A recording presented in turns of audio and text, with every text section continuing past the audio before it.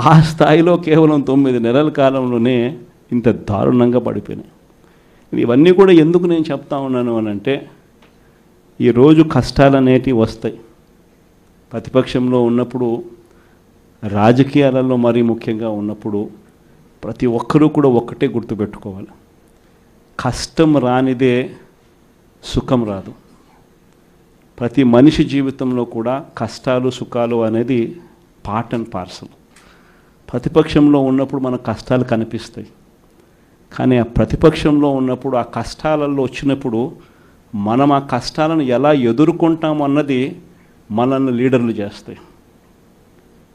కష్టం వచ్చినప్పుడు మన క్యారెక్టర్ను మనం అమ్మేసుకుంటే, మన వ్యక్తిత్వాన్ని మనం అమ్మేసుకుంటే, ఒక్కసారి బాటిల్లో ఉన్న నీళ్ళు బాటిల్లో ఉంటే బాటిల్లో నీళ్ళు తాగుతాం, బాటిల్లో ఉన్న నీళ్ళు ఒక్కసారి ఇలా పడేసినామనంటే భూమిలోకి పడిపోతాయి, మళ్ళీ ఏరుకోలేం.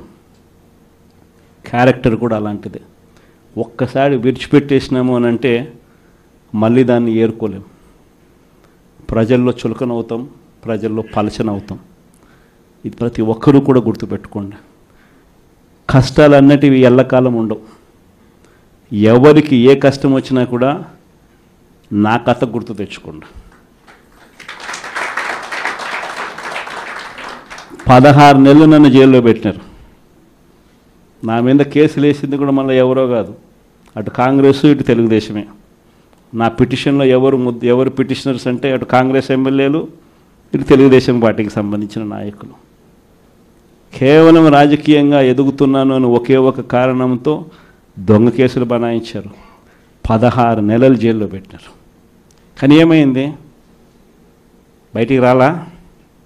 ముఖ్యమంత్రి కాలా?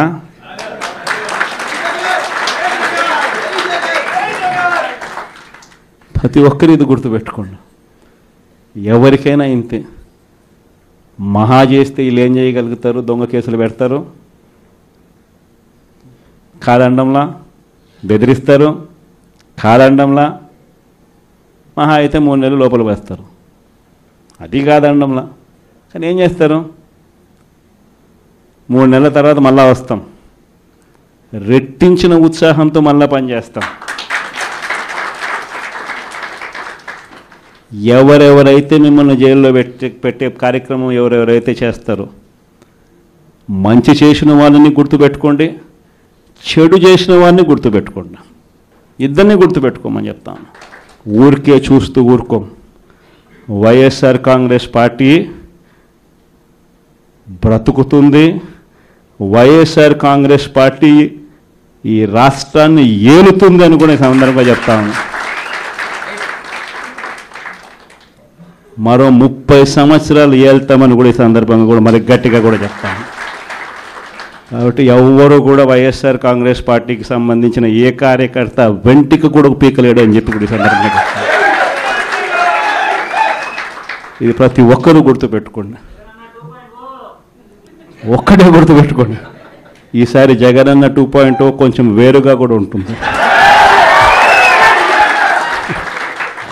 ఈసారి జగనన్న 2.0 కార్యకర్త కోసం ఎలా పనిచేస్తుందో కూడా చూపిస్తుంది. ఇది మాత్రం నేను ఖచ్చితంగా చెప్తా ఉన్నా. ఎందుకనంటే జగనన్న 1.0లో బహుశా కార్యకర్తలకి నేను అంత గొప్పగా బహుశా చేయలేకపోయి ఉండొచ్చేమో.